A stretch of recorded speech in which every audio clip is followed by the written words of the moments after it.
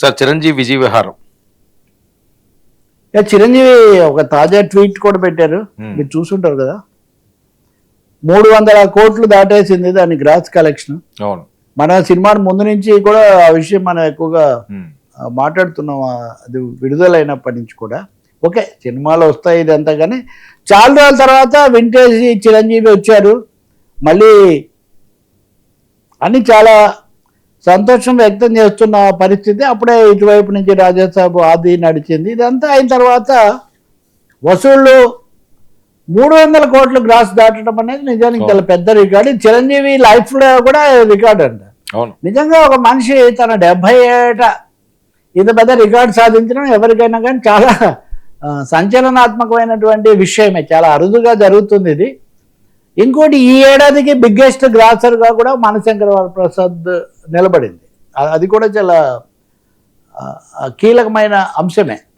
కాబట్టి ఆయన దాన్ని పూర్తిగా ఎంజాయ్ చేస్తున్నారు, ఆయన ఫ్యాన్స్ ఇంకా ఎక్కువగా ఎంజాయ్ చేస్తున్నట్టుగా ఉన్నారు. దాన్ని చెప్తూ అయితే చాలా వినయంగా ఇదంతా కేవలం ప్రేక్షకులు వాళ్ళ ప్రేమ వల్ల మాత్రమే సాధ్యమైంది, అదే నన్ను ఇంతకాలం నిలబెట్టింది అని ఆయన ఆ ట్వీట్లో చాలా జాగ్రత్తగా చెప్తున్నారు అనమాట. ఇదిగోండి, మనశంకర వరప్రసాద్ చిత్రానికి ప్రేక్షక దేవులు చూపిస్తున్న ఆదరణ, మా అపూర్వమైన విజయాన్ని చూస్తుంటే నా మనసు కృతజ్ఞతా భావంతో నిండిపోతుంది. కృతజ్ఞతతో, అది ఇక్కడ నేను ఎప్పుడూ చెప్పేది నమ్మేది ఒకటే, నా జీవితం మీ ప్రేమాభిమానాలతో ముడిపడింది. మీరు లేనిదే నేను లేని. ఈరోజు మళ్ళీ అదే విజయం, అదే నిజమని మీరు నిరూపించారు. ఈ విజయం పూర్తిగా నా ప్రియమైన తెలుగు ప్రేక్షకులది, నా ప్రాణ సమానులైన అభిమానులది, ఇంకా వగైరా వగైరా. ఇవన్నీ వెండి తెర మీద నన్ను చూడగానే వేసే విజిల్స్ చప్పట్లే నన్ను నడిపించే నా శక్తి. రికార్డులు వస్తుంటాయి పోతుంటాయి, కానీ మీరు నాపై కురిపించే ప్రేమ మాత్రం శాశ్వతం. ఆ తర్వాత ఇంకా అభినందనలు ఇవన్నీ చెప్పారనుకోండి. అంటే ఈ నమ్రత ఉంది చూడండి.